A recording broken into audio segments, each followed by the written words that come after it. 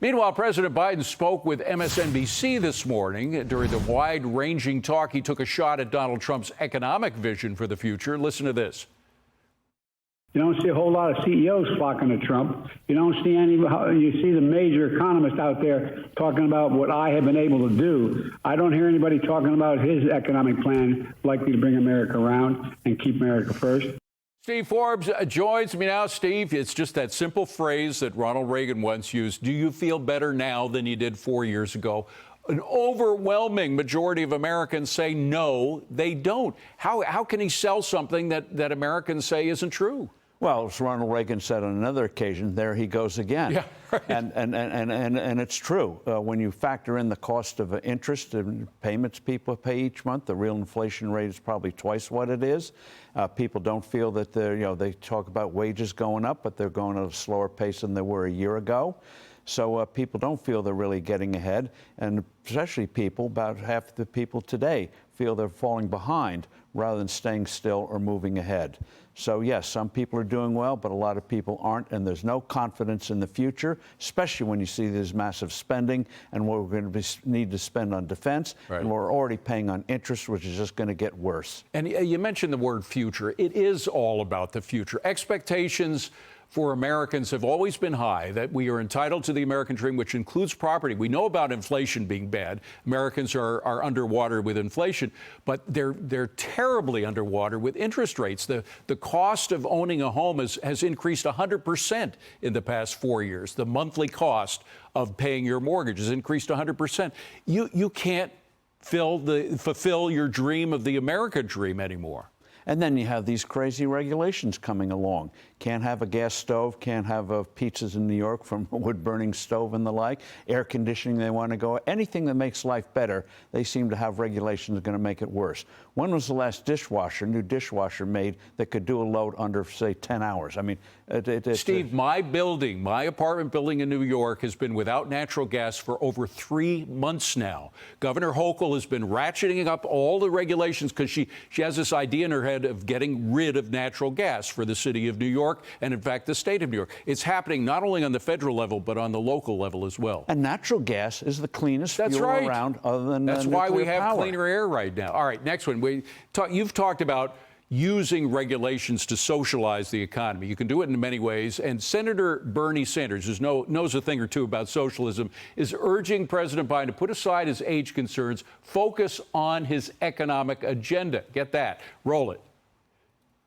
The American people want an agenda for the next 4 years that speaks to the needs of the working class of this country.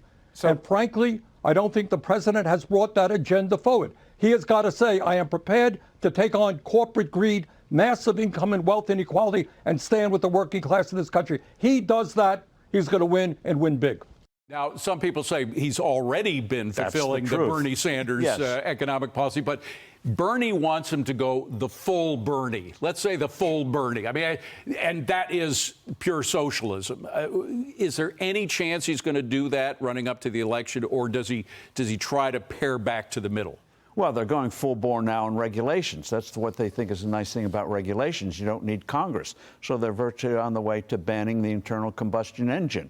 No more gas, no more diesel-fueled cars and trucks in the future. That was not passed by Congress. That was done by decree. And they're loading off, piling on all of these decrees and regulations, hurting the economy, which is going to be a huge burden when Trump takes office next January, undoing this enormous damage. So he's already going full bore. Bernie Sanders is just jealous that Joe got in the job to socialize America rather than Bernie himself. By the way, I asked another Steve Moore, earlier in this show about whether if the economy is slowing down to a recession level, will Trump have to dig his way out, spend time in the first part, if he's elected, digging his way out of a recession? Well, the best way to do it, even if there's no recession, is what do? You cut tax rates. you stabilize the value of the dollar. You do serious deregulation, which he started to do in his first term. Which is essentially, by the way, what Ronald Reagan did when he took over in 1980. But he did have to deal with a recession for about a year and a half before the tax cuts kicked in. Well, when you have 15% inflation, yes, you've got a problem. But we're not, fortunately, we're not there yet. So the key thing is move on the growth, have the Federal Reserve focus not on trashing the economy, but on having a stable dollar, and by golly, miraculous things will happen. Okay. Before we go, Steve, I want to focus on something that happened overseas, which is riots erupting in France after a left-wing coalition surge and the far-right national rally fell short in elections. No coalition captured a majority, meaning months of gridlock could lie ahead. Steve, you look at what is happening now in France, where they have huge budget deficits that make our deficits look small, and yet the new left-wing power that is now part of the people that are going to be making the decisions wants even more government spending. What's going to happen to France if that happens? Sadly, France is going to get worse, not better. You look at their tax rates. For example, their payroll taxes.